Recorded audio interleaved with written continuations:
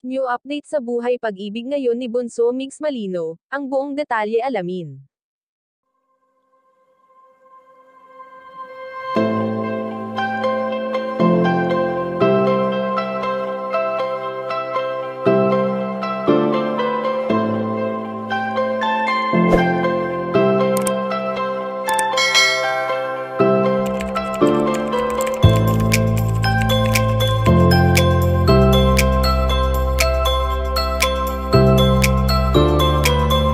Hindi naman lingid sa ating kaalaman na kailanman ay hindi na muling babalik pa si Cutie Mahal sa piling ni Bunso Mix Malino.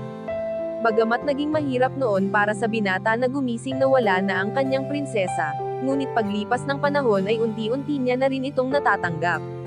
Sa tuwing nagdiriwang ng okasyon ang pamilya Malino, ay hindi pa rin naman nila nakakalimutan ang kanilang prinsesa, na noon ay bahagi ng kanilang selebrasyon. Mahirap man para sa pamilya Malino, na isipin na minsan sa buhay nila ay may Cutie Mahal silang nakasama, na ngayon ay sa puso't isipan na lamang nila naaalala. Alam naman natin na sa dumaraang araw, buwan at taon ay nag-iisa na lamang si Bunso Mix Malino at sa darating pang mga panahon. Kaya naman marami ang nakakapagsabi na deserve naman ng binata na magmahal muli, dahil hindi na ito pabata at dapat lamang na may makasama ito sa buhay.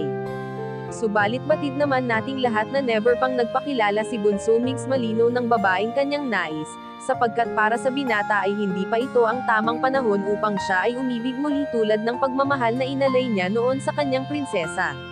Kaya naman ngayong alam na ng lahat na wala pang balak ang binata na pumasok sa isang relasyon, ay dapat wag natin itong pangunahan dahil pasasaan pa nga ba at mahahanap rin ito ang pagmamahal na nararapat sa kanya. Kayo mga kachika, anong masasabi nyo dito? Please leave the comment and don't forget to subscribe.